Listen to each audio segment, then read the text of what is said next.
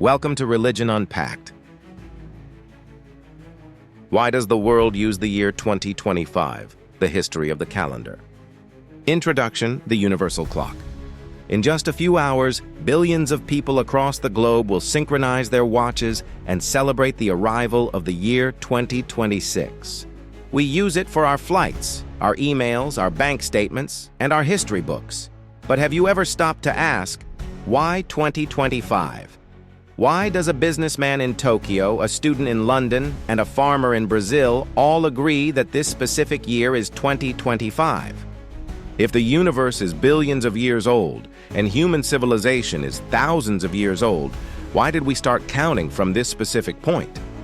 The answer is a fascinating mix of ancient Roman politics, a 6th century monk's mathematical error, and a global religious shift that eventually became the standard for the modern world. Let's unpack the history of the calendar and why we live in the year 2025. Part 1. The Roman Chaos, from 10 months to 12.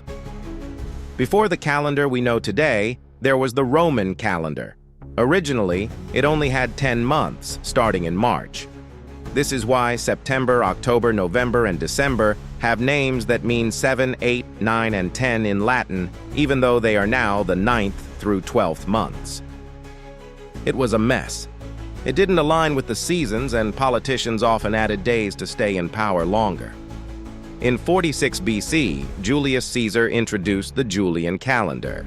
He added January and February and aligned the year with the sun.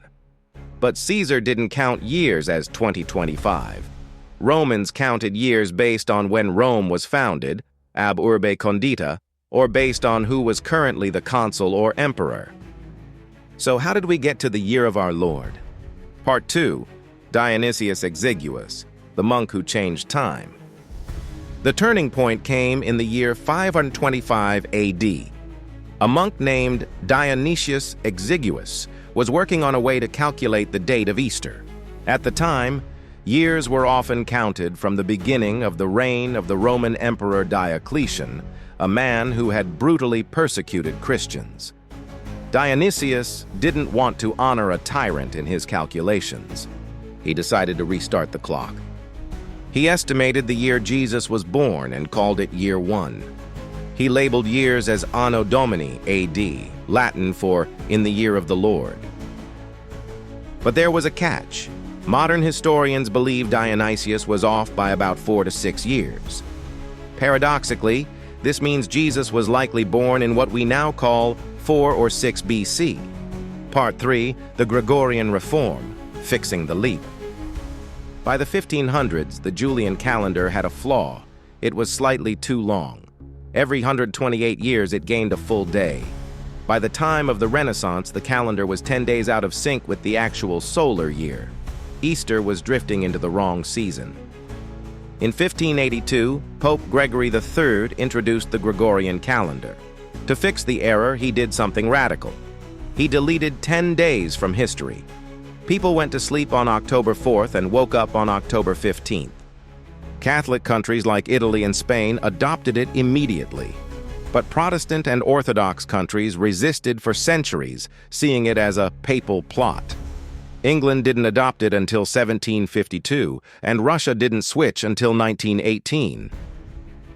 Part 4. Global standardization. Why everyone agrees. As the world became more connected through trade, colonization, and later the internet, having different calendars became impossible for global business.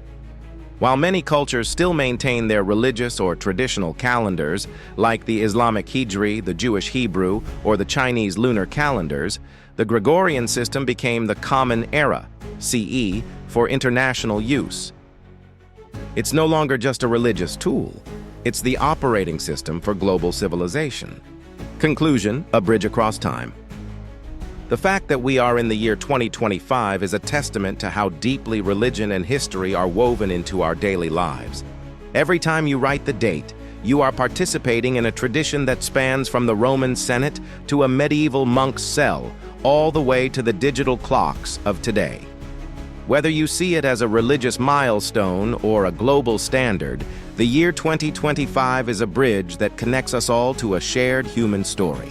And that is the history of our calendar, Unpacked.